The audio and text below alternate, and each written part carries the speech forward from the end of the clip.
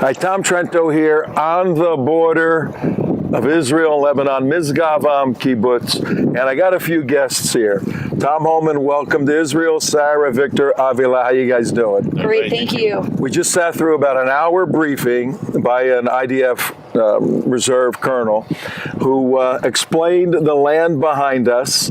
That fence right there is the border between Israel and Lebanon.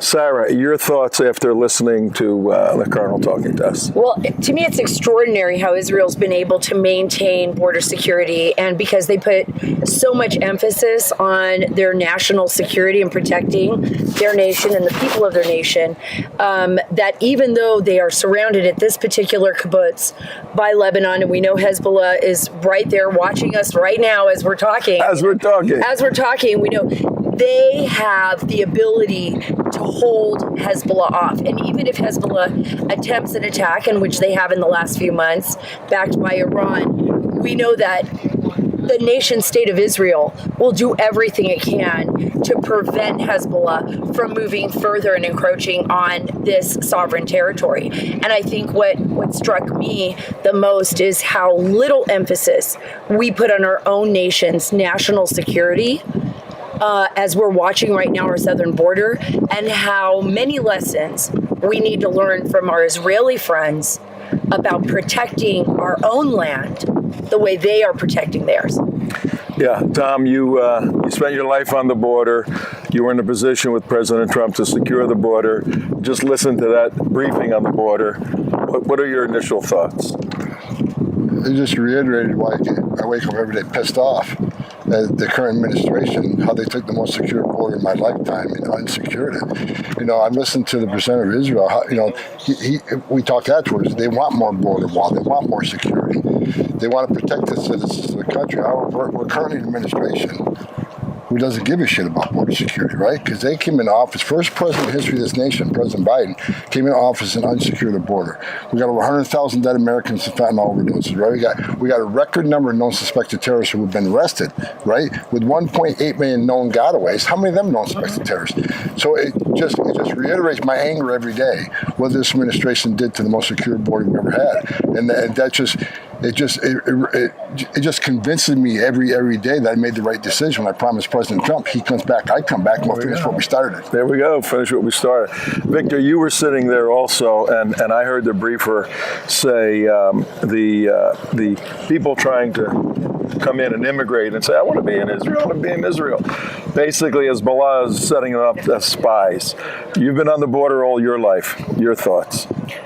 Well, what caught my attention is not just Lebanon, but also Syria is right here next to us. Right over there, yeah. They get a lot of those refugees, but they don't understand or might not know the intentions of these refugees initially, and the recruitment that Hezbollah does to bring this. But I caught something that he said during the briefing that I thought was very, very important, is the activity that was not existent during the Trump administration, and he said it was so quiet.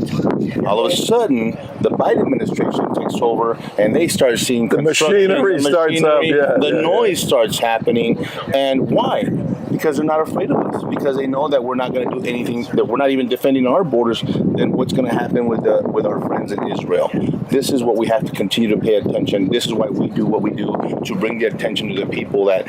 Not just in our southern border, but the effects of the rest of the world that comes down through there. Sara, did you hear the briefer talk about the Hezbollah tunnels that they're digging? Yeah, absolutely. And I mean, look, I spent 20 years covering the U.S.-Mexico border, and I remember the very first time that I encountered one of those tunnels, and it was coming from Tijuana into the Tijuana estuary in San Diego.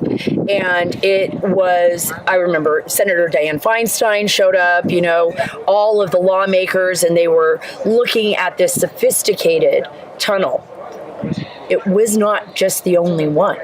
The thing is, the cartels have amassed hundreds of billions of dollars. They're out resourcing our guys. I know this is something that, Tom, when you were with ICE, and not only that, when you go down to the border and you talk to law enforcement officials, it's probably the same thing where law enforcement officials feel like their hands are tied behind their backs.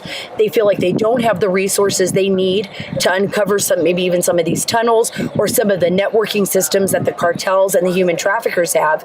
And we could hear, and I think that struck me, it was very interesting. You didn't want to go into too much detail. Yeah. There's a lot of technology, a lot of secrecy, a lot of they don't want to give away any of the information to the enemy. They don't want the enemy to know what they know.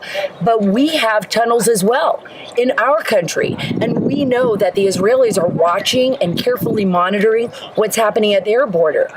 The sad thing is what Tom said is true, and exactly what you were saying, Victor, that we have not given the resources that are necessary. We're allowing our country to be overrun. And I'm going to tell you this, Tom, it's not a cliche. It's not a matter of if we're going to get hit. It's a matter of when. Something is going to happen in our nation, and it's going to be because of the failure of our government to protect its citizens at the southern border. And that is shameful. Well, you're exactly right, because like I was saying, with 1.8 million gotaways, known gotaways, caught on video, or drone traffic or sensor traffic, we know they came in the country, weren't arrested, weren't vetted, whatever. Many of those countries, of the 171 countries Border Patrol's arrested people from, are sponsors to terror, right? So if they've arrested 217 as of last week, obviously they're morons because terrorists don't want to get arrested. They're trained how to invade law enforcement. But with 1.8 million gotaways, 171 countries, some of those countries are sponsored terrorism. We don't think a single one came to the United States to blow something up and do us harm. You're foolish. I've said it many times. I don't know how many terrorists have crossed our border since Biden's been the president, but someday we'll find out. It's going to be a bad day for America. And as far as what Sara says, she's exactly right. The men and women on the border standing on the line, they know how to secure the border. They've done it. And this administration knows how to secure the border.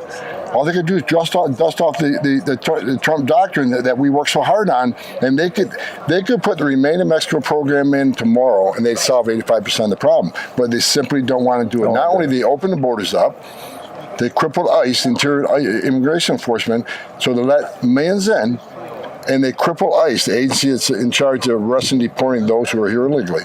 They cripple them. So it's not just opening border, it's destroying the agency that's in charge of finding, detaining, arresting, and removing. Destroy them. They don't want them to go home. They think they're future Democratic voters, but more than that, the Biden administration, when he signed 90 executive orders destroying everything we created, they also overturned the Trump census rule, which means millions of people now will be counted in the next census in sanctuary cities. So when they reproportionate seats in the House, it means more seats in the House for Democrats. They sold this country out for a future political benefit in their minds.